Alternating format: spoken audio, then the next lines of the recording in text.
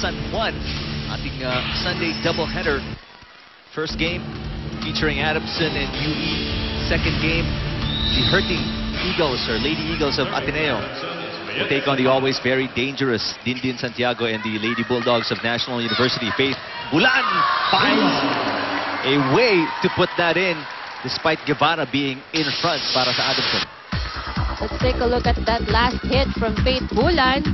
You know, one thing I like about Faith, you know, is that she's a fighter eh. Alam mo yung parang hindi siya natatakot kahit gaano kalaki yung spiker niya, ay yung blocker niya sa harap.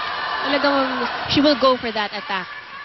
It was a good save from the libero, but Pineda making a very strong hit na talagang tuldok na tuldok. Let's take a look at that last play. This is the setup for Pineda, soaring up high.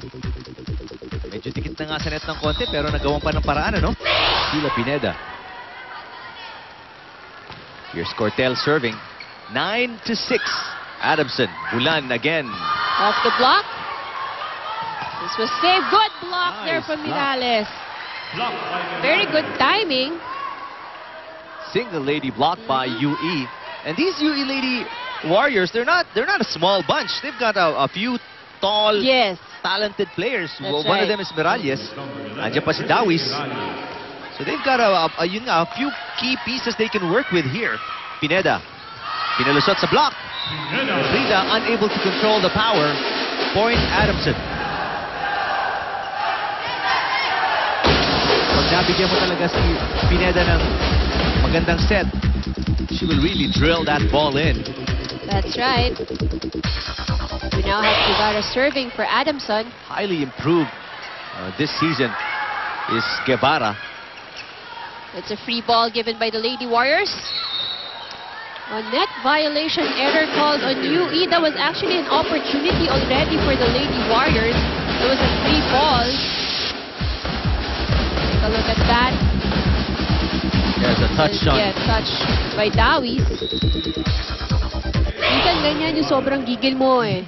So you, instead of earning a point, you actually make an error. A nice off speed by Bulan. Very intelligent player. Seeing that the set wasn't to her liking, humanap na lang siya ng ibang klaseng tira and found that middle hole sa depensa ng Adamson. And rarely do you see Adamson na mabubutasan ng ganun, no? You know, Adamson is one of actually the, in my opinion, I could say one of the best defensive teams here in the country. Yeah, you can be credited as a really, really good player. Kung makahanap ka ng butas na hindi makahabol ng kahit isa sa 6 na player ng Adamson dyan. That's right. So this is actually, well, could have been a good play, but Dawis hitting it straight into the net. Too late si Dawis attacking that ball. They go to Nebrida. Nebrida's blocked, but the coverage is there. Masangkay sends it over on the second touch. Here's Zapanta, had to readjust. Easily picked up by UE. Eto na naman si Nebrida. Nebrida off the block. And a frustrated Pao Soriano. Yeah, Pao was right there. She knew she had it. Yes. And it just got away. There you go. She was right there. Block. Kaya alam ni Pao, sayang, nakawala yun.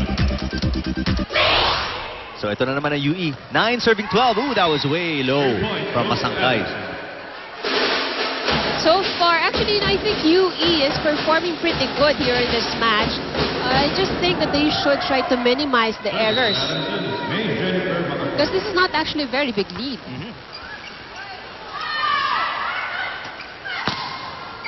So last touch. Nice play by Guevara. UE has actually scored several points over at the end line of Adamson. Recall kanina meron yung between Pineda and another player. It was also at the back at the end line.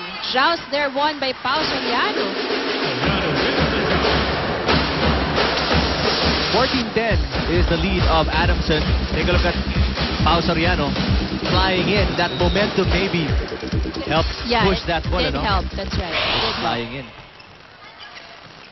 Good reception. Here's Mirales. Mirales. Pao Soriano was a little lax in picking that ball up. Inisang kamay niya na lang yun eh. That's right. And again, UE scores a point off at the back row. Again, at the end line, the floor defense ng Adamson. Do you think, Ivy, that Adamson is maybe taking this thing a little too easy? Because you see some mistakes na you don't see Adamson make when they're going up against Ateneo or NU or LaSalle. Yung mga one-handed pick-up, butas sa gitna, butas sa likod. Well, we can say that I don't think that we can say na talagang they're taking it a bit easy, but probably not as prepared as they would have been. Let's say if they faced Ateneo, if they faced LaSalle. But nevertheless, I don't think na they would just relax in the game against UE. Bahala na. Hindi naman siguro. 15-11. Adamson, despite the errors that they've been committing, tong Adamson, they're still up by 4. Zapanta serving. Good reception. And that's a good set. Nice play by Guevara. It was still picked up, but that's 4 touches against Adamson already. Si Coach Delistan was already complaining on the third touch. Yeah, because the whistle of the referee, hinihintay niya. But wala pang whistle. Nakatatlo na, apat pa ba para... There's the first. This is the 4th touch already when Zapata plays the ball over. We go to Pineda. Oh, Pineda is blocked. Good blocking from the Lady Warriors today. It's a free ball. Masangkay in over.